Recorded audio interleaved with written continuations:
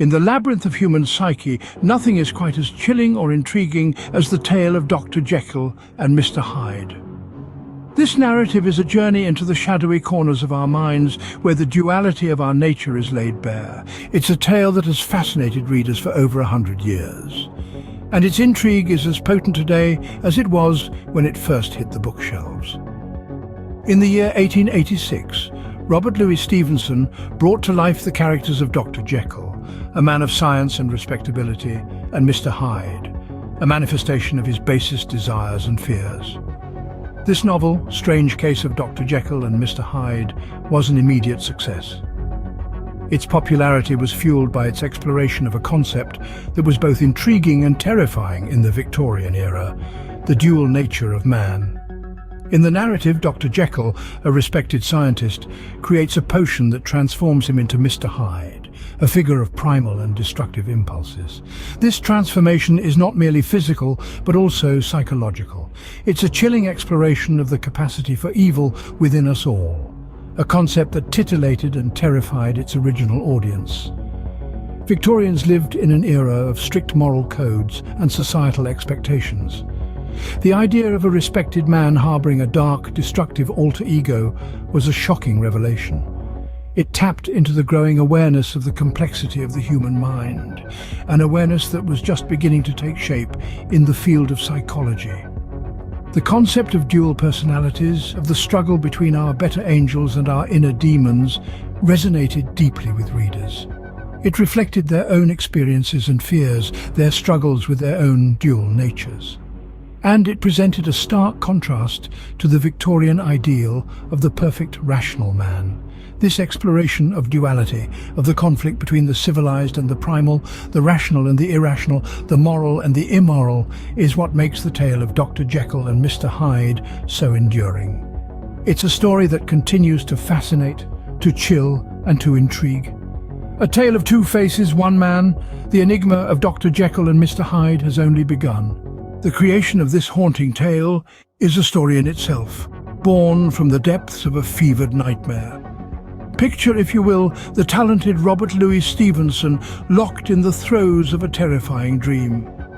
It was in this state of feverish delirium that the seed of the story we know as a Dr. Jekyll and Mr. Hyde was planted. Stevenson found himself in the grip of a dream so vivid, so intense, that it compelled him to put pen to paper. He was driven by this nocturnal vision to create a narrative that explored the duality of human nature, the battle between our noble aspirations and our darkest desires. The dream was so powerful, so all-consuming, that it took him a mere 3 days to complete the first draft. But the story does not end there. Upon presenting this draft to his wife Fanny, Stevenson was met with criticism.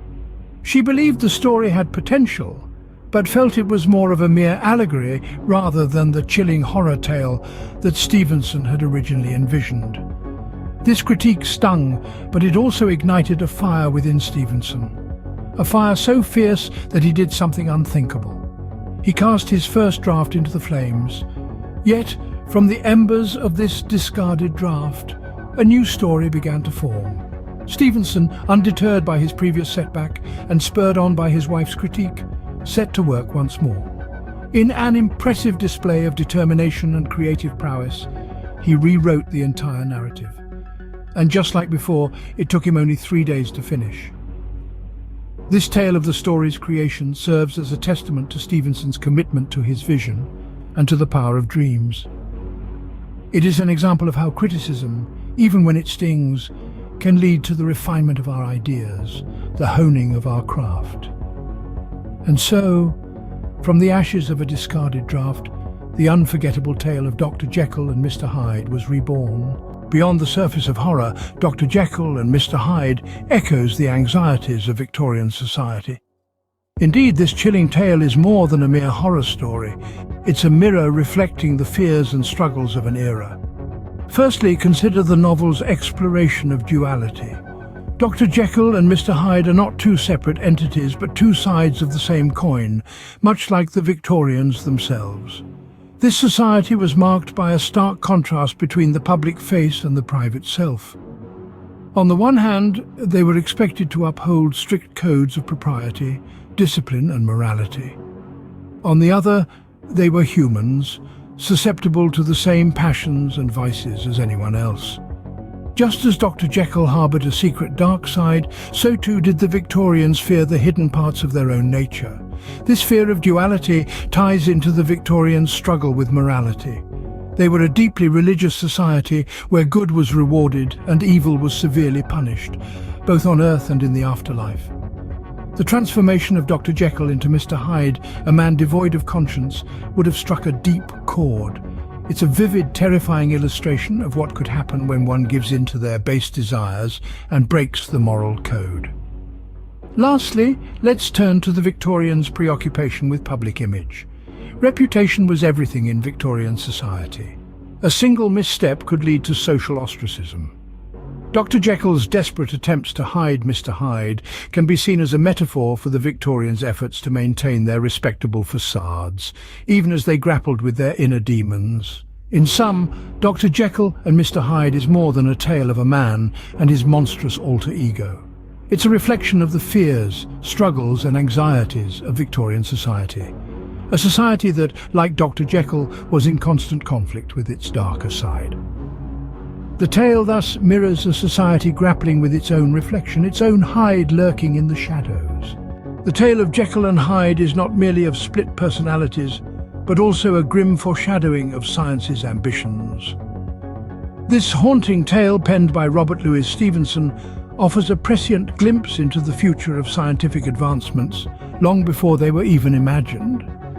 Dr. Jekyll's transformative potion, the catalyst for his terrifying transformation into Mr. Hyde, presents an eerie prediction of genetic engineering. Much like Jekyll's potion, genetic engineering involves manipulating the very essence of life, our DNA, to bring about desired changes. Yet just as Jekyll's experiment had unintended consequences, so too can the manipulation of our genetic code lead to unforeseen outcomes. Jekyll's plight serves as a chilling warning about tampering with nature's delicate balance. But it's not just genetic engineering that finds a parallel in this tale. Stevenson's narrative also foreshadows the advent of psychoanalysis, a field of study that delves into the hidden recesses of the mind, much like Jekyll delves into his darker self. Psychoanalysis, pioneered by Sigmund Freud, seeks to explore and understand the unconscious mind, the part of us that we, like Jekyll, often keep hidden away. It's a quest to understand the duality within us, the battle between our conscious selves and the unconscious desires that lurk beneath. In the end, Jekyll's transformation is not just physical, but also psychological. His potion uncovers a side of him that was always there, lurking in the shadows. It's an exploration of the human mind's complexity, the hidden depths that lie beneath the surface. This exploration, much like the field of psychoanalysis, seeks to understand the mind's complexities and the potential for darkness within us all. Stevenson's story, then, is not just a work of fiction, but also a cautionary tale about the potential dangers of scientific advancement. It's a reminder that science, while a powerful tool, can also lead us down a path of self-destruction if not wielded carefully. In the quest for scientific progress, Dr. Jekyll's potion serves as a chilling reminder of the potential for self-destruction. Centuries later, the tale of Dr. Jekyll and Mr. Hyde continues to echo in our culture. It's as if the ink is still fresh on Robert Louis Stevenson's manuscript, the story rippling through time, casting long, dark shadows across the landscape of our collective imagination. The story of Dr. Jekyll and Mr. Hyde has been adapted and reimagined in countless ways, from stage plays to films, from graphic novels to operas. Each new interpretation brings its unique flavor, yet they all stay true to the central theme of duality, of the struggle between our darker impulses and our desire for goodness. In popular culture, the phrase Jekyll and Hyde has become a shorthand for split personality, a metaphor for the duality within us all. It's used to describe someone who is unpredictably changeable, who can be kind one moment and cruel the next. How often have we heard someone say, "He's a real Jekyll and Hyde," to describe someone whose behavior is as unpredictable as the flip of a coin?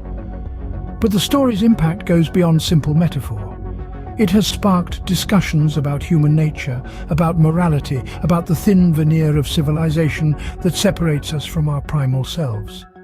It has inspired scientific research into the nature of personality and has been used as a cautionary tale about the dangers of unchecked scientific ambition.